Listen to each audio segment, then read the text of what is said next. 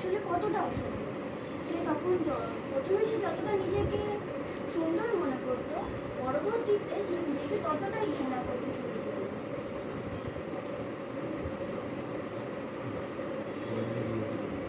টেনে টুনে বিয়ে অবধি পড়লেও পুরো গ্র্যাজুয়েশনটা সে কমপ্লিট করতে পারে, অর্থাৎ সে নন গ্র্যাজুয়েট।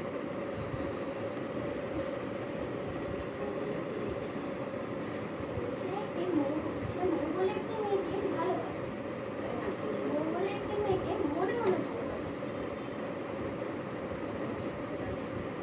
তবে সে মেয়েটি সেভাবে জানতো না।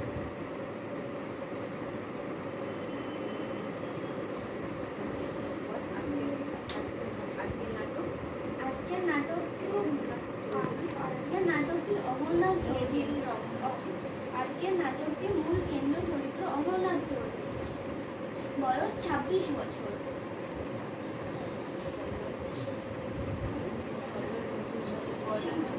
শ্রী কল্লোল মজুমদারের লেখা নাটকটি চাতক। চলো পর্দাটা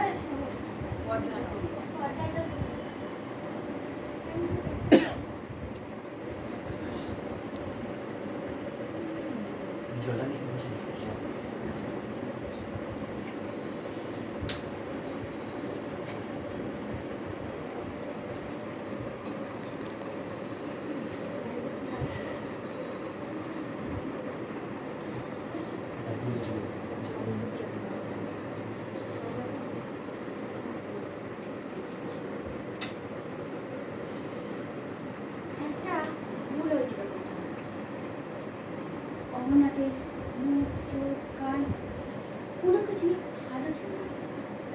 সে নিজেকে সিনেমার হিরো মনে করত, কিন্তু তার ধৈর্যদের হিরো প্রতিপন্ন হতে হতে সে নিজেকে সুন্দর মনে করল।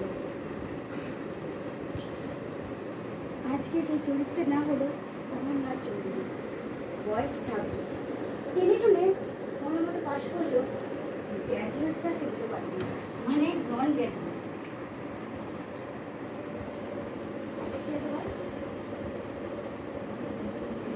কেউ বলবে না, তোমাকে নিজে তৈরি করে দিতে হবে, যা কিছু বলতে পারবে তৈরি করে।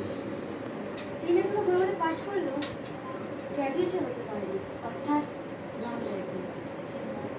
সে মৌ বলে একটা মেয়েকে খুব ভালোবাসত, কিন্তু সেখানেও সে ব্যর্থ হল। আজকে সেই গল্পের প্রধান চরিত্র রয়েছে হচ্ছে আমাদের অমরনাথ চৌধুরী। গল্পের নাম কল্লোল মজুমদারের লেখা চাতক। চলো হে পর্দাটা চলো।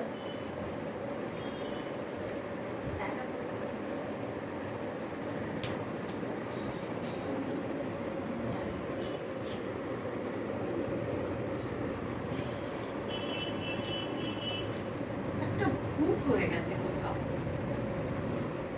আসলে অপূর্ণাদের চোখ, মুখ, নাক বলতে গেলে গোটা শরীরটাই খুব অসুন্দর ছিল, কিন্তু আগেও সেটা বুঝতে পারতো না, তাই নিজেকে সিনেমার হিরো মনে করত। তারপর ক্রমশ বন্ধু, পাড়া, প্রতিবেশী এদের কাছে হেয় প্রতিপন্ন হতে হতে তার নিজের মধ্যে কেমন একটা ঘৃণা জন্মালো। সে আগে নিজেকে যতটা ভালো মনে করতো, এখন ঠিক ততটাই ঘৃণা করে। সে একটা কলেজে ভর্তি হয়েছিল, টেনে টুনে পড়াশোনা করলেও পাশ করতে পারেনি, অর্থাৎ সে নন গ্র্যাজুয়েট। আচ্ছা বলুন তো, মানুষের সৌন্দর্য কি শুধু রূপ দিয়ে? না না, তা কখনো হতে পারে না। মানুষের সেই মানুষটার মানবিকতা বোধ, মানসিকতা কেমন, সে কতটা কর্তব্যপরায়ণ, অন্যের দুঃখে সে কতটা সমব্যথী, অপরের এতে কত সে ছুটে যায়, এসবগুলো খুব ভাবার জিনিস। আমাদের আজকের নাটকের কেন্দ্রীয় চরিত্র সেই অপূর্ণা। সে মেয়েকে ভালোবাসতো। না না, সে কখনো তাকে বলেনি যে আমি ভালোবাসি। সে মনে মনে ভালোবাসতো, মেয়েটিও জানতো না। তা চলুন আজকে দেখি আমাদের নাটক, কল্লোল মজুমদারের লেখা নাটক জাতক। পর্দা সরিয়ে দাও। খুব ভালো।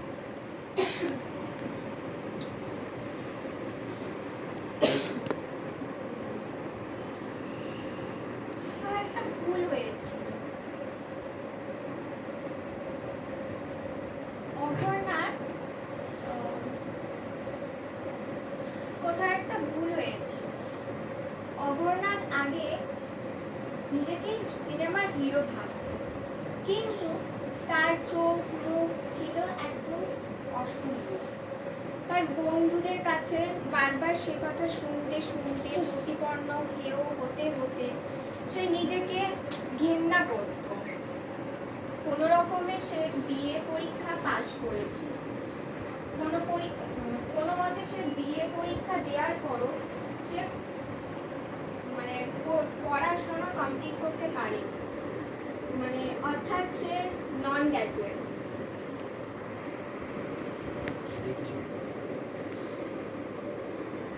কিন্তু সে মনে মনে মৌ বলে একটা মেয়েকে ভালোবাসত। তাও সে মনে মনে, আসলে সে প্রকাশ করতে পারেনি মৌয়ের কাছে।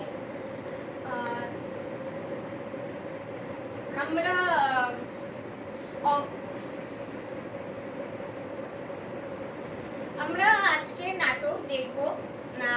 আজকের নাটক দেখব। কল্লোল মজুমদারের জাতক। এখানে অঘরনাথ বাবুর বয়স 26। চলো হে পর্দা তুলে দাও।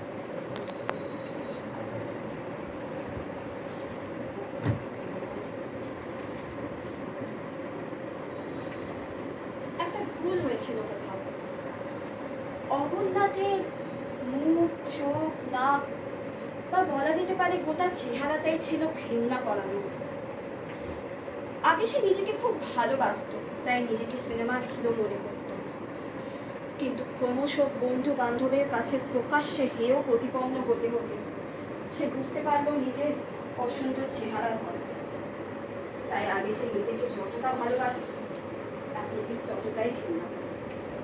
কিন্তু তুমি কোনো মতে বিয়ে অবধি করলেও পরীক্ষা সে দিতে পারবে, অর্থাৎ সে নন গ্র্যাজুয়েট। কিন্তু এটাই কি সত্যি? মানুষের যোগ্যতা বিচার হবে তার রূপ বা সৌন্দর্য দিয়ে? না, তা তো নয়। মানুষের যোগ্যতা বিচার করা উচিত তার মন দিয়ে, অর্থাৎ সে ব্যক্তি হিসেবে কিরকম, সে হিংসা পরায়ণ কিনা, সে অন্যের দুঃখে দুঃখ পায় কিনা, সবসময় নিজেকে নিয়েই ব্যস্ত থাকে নাকি অন্যের দুঃখ কষ্টতে প্রাণপাত করে। আমাদের আজকের নাটকের কেন্দ্রীয় মূল চরিত্রে আছে অঘরনাথ চৌধুরী, বয়স 26 বছর। বিয়ের পরীক্ষা সে দিতে পারে। মৌ বলে একটি মেয়েকে সে ভালোবাসে। ভালোবাসে ঠিক না, মানে মনে মনে ভালোবাসে। মৌ হয়তো জানেই না সে কথা। তাহলে আসুন আজকের নাটক আমরা শুরু করি। শ্রী কল্লোল মজুমদারের লেখা জাতক। চলো হে পর্দাটা সরাও।